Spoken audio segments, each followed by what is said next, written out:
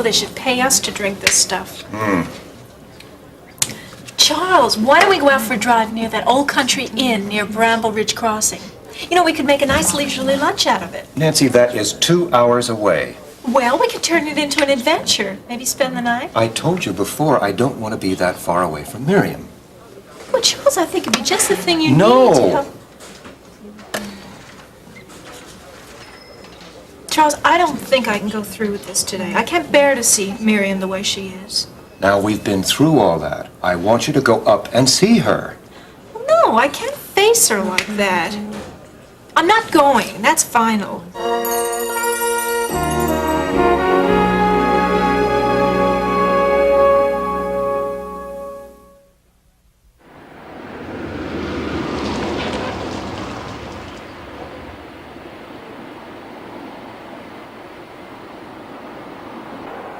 Nancy, how can you even think of turning your back on Miriam like that? Charles, that's not Miriam up there. That's somebody else. Now, I know you're upset, but this is just... You don't know, Charles. Otherwise, you wouldn't have dragged me along like this. This is no time for us to be thinking about ourselves. It's Miriam that needs our help. But, Charles,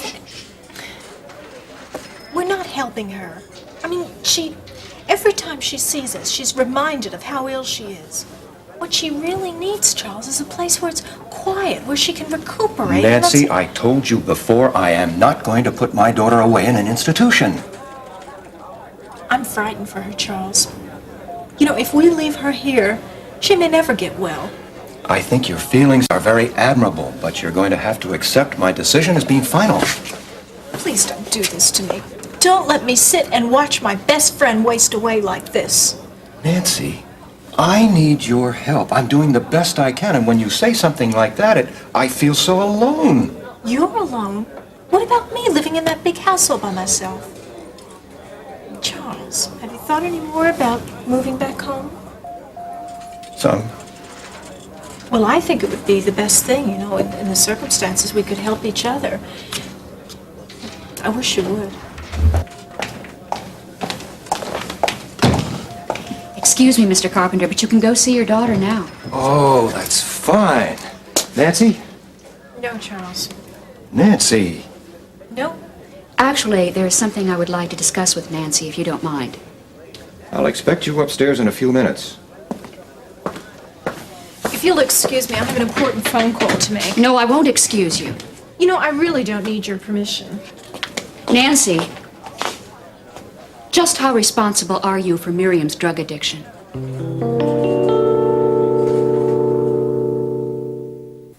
Jeff, I want her out of the house. I'll put up with a lot, but I have to draw the line when someone or something threatens the safety of my daughter. I know. I should have talked to her last night. It isn't as if we haven't tried. Well, I'd be locking myself in my room, too, if I pulled a stunt like that. You know, I laid awake last night for the longest time just thinking, what if Jenny had lit that joint that Jill gave her? Honey, don't get all worked up over something that didn't happen. Didn't happen yet. What about the next time, Jeff? I don't want that possibility. Okay. When I knocked on her door, she said she'd be down in a minute. Look, maybe it's better if I talk to her alone. You're probably right. The way I feel, I might say something that I don't mean, and that wouldn't help matters much.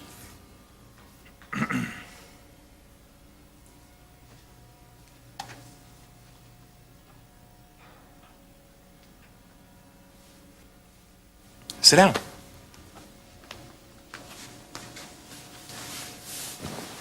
I guess this is no surprise to you. Look, I know what you're going to say, so let me save you the trouble. I'm sorry about what happened yesterday. Okay. But that doesn't mean you're going to get out of hearing my lecture. What could you have been thinking of, Jill? Giving something like that to a little girl? I didn't do it. Donna did. It was her joints. Oh, you think that relieves you of the responsibility? No. You know, I don't know what's gotten into you. I thought we could trust you, but evidently we can't. I'm going to have to lay down some more rules. Good.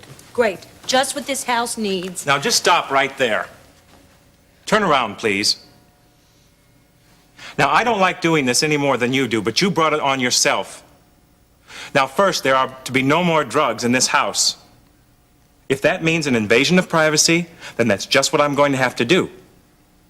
Now, up until now, your bedroom was your own territory, but you forfeited that right yesterday with that kind of behavior. Second, I want to know where you are all the time. Liz and I have been lax with that, and you see where it got us? And third, regarding your $200 phone bill, I'm going to sit down, make out a schedule, and you are going to work at the bookstore until that debt is paid off. I am sick and tired of being pushed around by everyone. I had just got enough troubles without hassles from you. You can take your stupid rules and shove them down someone else's throat. I'm not going to have any part of them.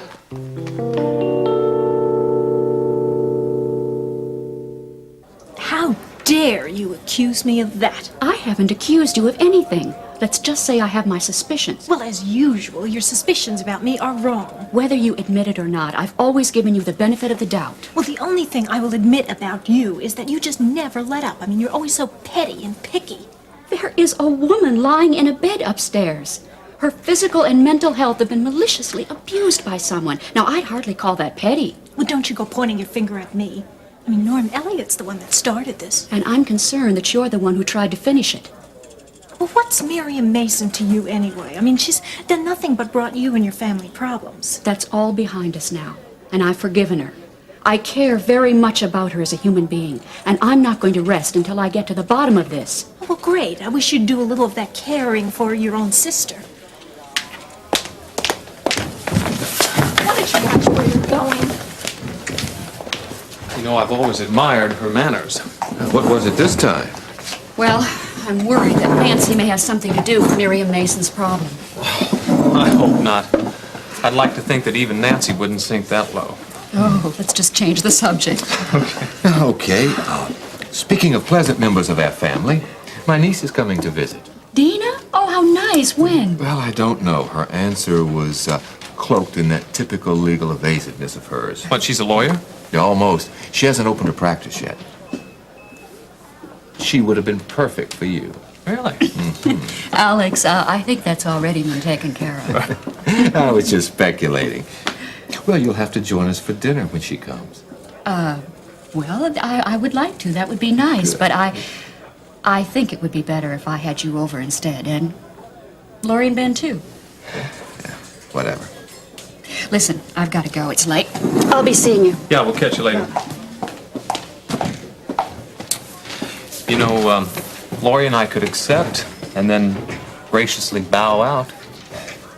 I just don't understand it. It's the third time I've asked her out with 3 swift no's.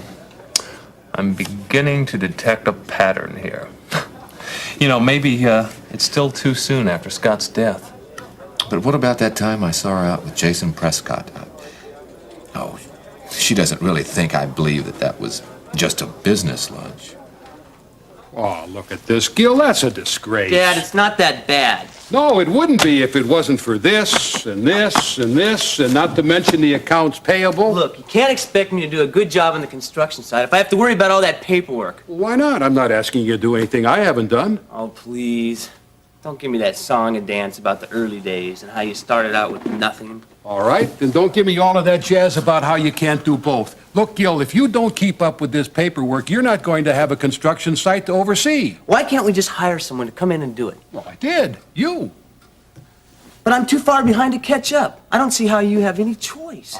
Fear not, my man. I've worked out a wonderful solution. From now on, one day each week, you're going to be in here in the office catching up on the paperwork. Well, who's going to take my place at the site? Charlie Foster? You can't do my job. Oh, I think he can. You gotta be kidding. Now, Now, come on. look, Gil, I am not kidding. Now, you've got to understand something. I'm counting on you to take care of things at this end during my re-election campaign, just like we agreed upon.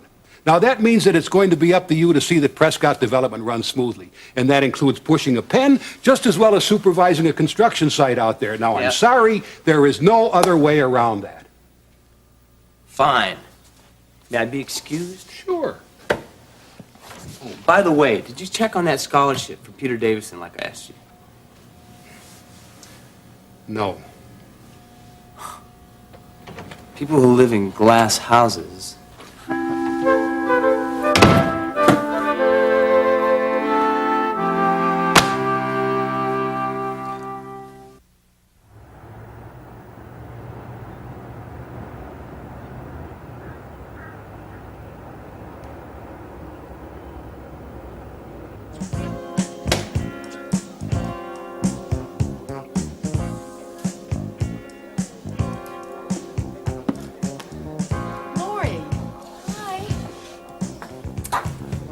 news.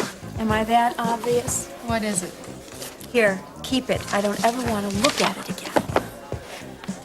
I'm sorry. That's the 4th school that's rejected me this week. Well, cheer up. The week is young.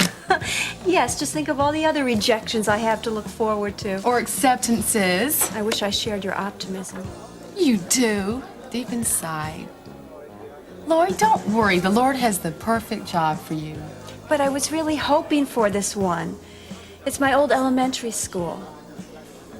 Trying to recapture your lost childhood. No, I just think it would be nice. You mean safe? Nice and safe. You know, I wonder if taking this PR job with my father is my way of playing it safe. Are you having second thoughts already? Oh, in a way. But you seemed so excited about it before. Yeah, well, I am. You know, don't get me wrong. It's just that everybody else is making plans to move upward and outward, and here I am moving back home and working with my dad. You talk about me trying to recapture my lost childhood. Thanks. You know, it usually takes more strength to do what you're supposed to do rather than what everyone else is doing. That's right. And I know this is what the Lord wants for me. Which means you'd be miserable doing anything else. Tell you what, I'll keep praying that you find a job, and you keep praying that things go smoothly with me, okay? Deal. Okay.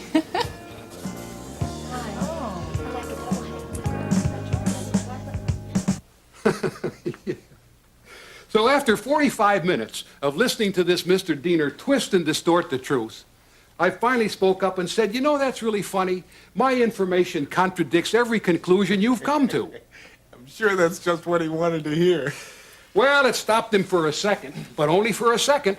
He finally licked his lips, pointed to his charts, and said, you know, Mr. Prescott, figures don't lie.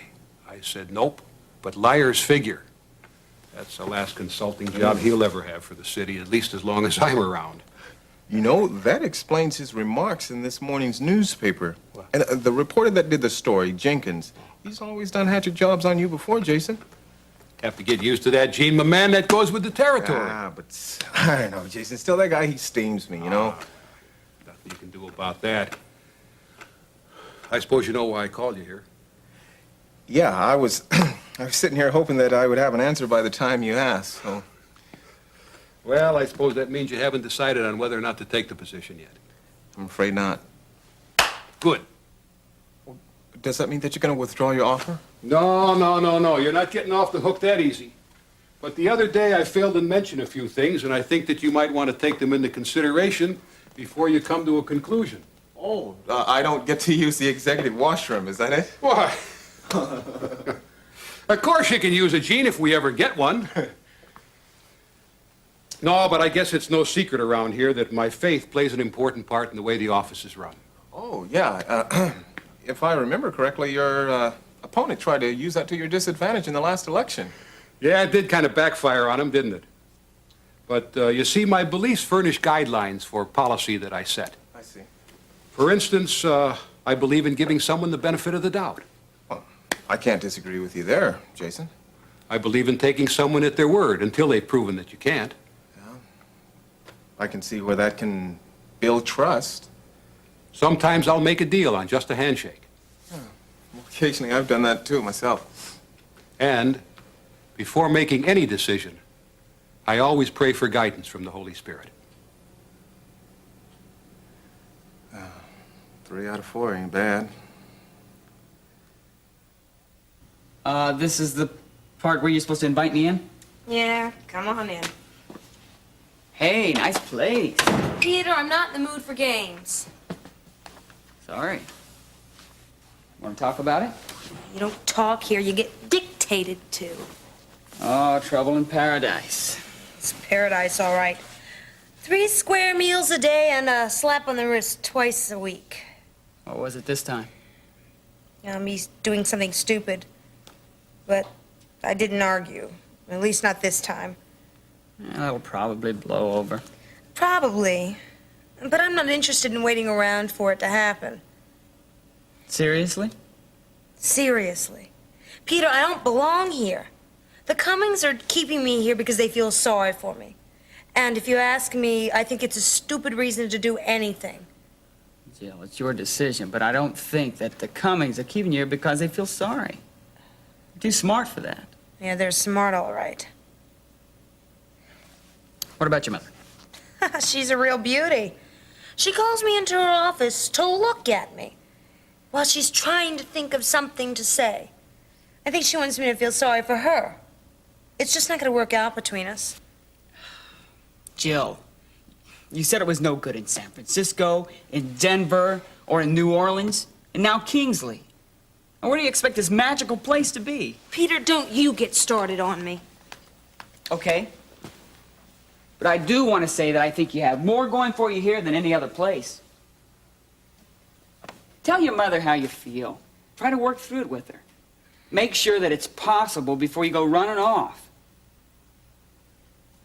If it's any consolation, I want you to stay. My carburetor needs you.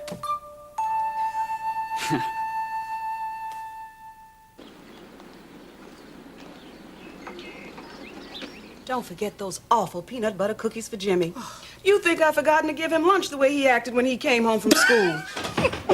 Hello, ladies. Gene, what are you doing home so early? Well, I just had a meeting with Jason Prescott this afternoon, and by the time I got out of there wasn't much I could accomplish at the office, so decided I'd come home. I'm glad you did. Did you tell him you'd accept the job? No, I haven't made up my mind yet, Mom. Gene, what are you dragging your feet for? You know you're gonna take it. No, I don't. Now, that's gonna be a hard one to decide. Well, what's so hard about opening your mouth and saying, yes, Mr. Prescott? Well, I smell something burning in the kitchen. No, the only thing you smell is me burning right here in this living room. Now, Gene, working for Jason Prescott could be the opportunity you've been waiting for. I mean, it'll give you a chance to do what you've always wanted to do, and who knows where it might lead you. Aren't you forgetting something? Well, you know I don't care about how much more money you'll be making. And you certainly don't mind that Jason's religious beliefs and yours are exactly the same, do you? Well, that thought did cross my mind, Oh, but... I'll just bet it did. Well, it seems to me you and Scott Davidson worked pretty well together all those years. What is this? You and God have an agreement that he'll keep me surrounded by Bible thumpers? Like I got some shopping to take care of. Gene, take the job.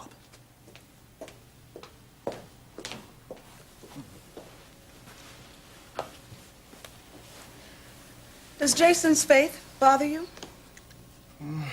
Well, his religious beliefs do play an integral part of the way he runs his office, and Well, they're the ideals you were raised on, and they're mine, too. I know, and I respect them, but I guess it'll just take some getting used to, that's all. Well, does that mean you're going to accept his job offer? Give up, Carla.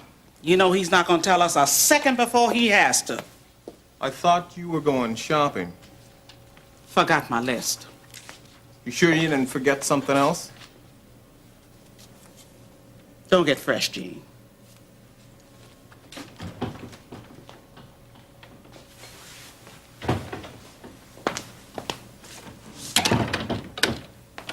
I think it's about time we discuss something. You've been thinking about the house? There's been a big change, and look, I don't want to hurt Mama any more than you do, but I really feel that having this place to ourselves, you, me, and Jimmy, would be the best thing for us. Oh, Gene. Don't oh Gene me, Carla. Now, like you said already, we still have to talk to Mom, then Terry, and I'm not so sure that she'd be willing to sell. I know, but I just got a feeling that this is going to come through. And, I have one more question for you. What's that? What's wrong with being surrounded by Bible thumpers?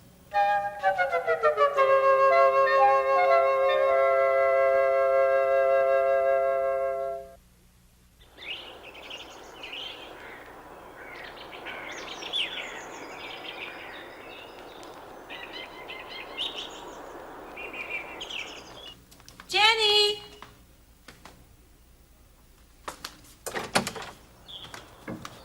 Jenny!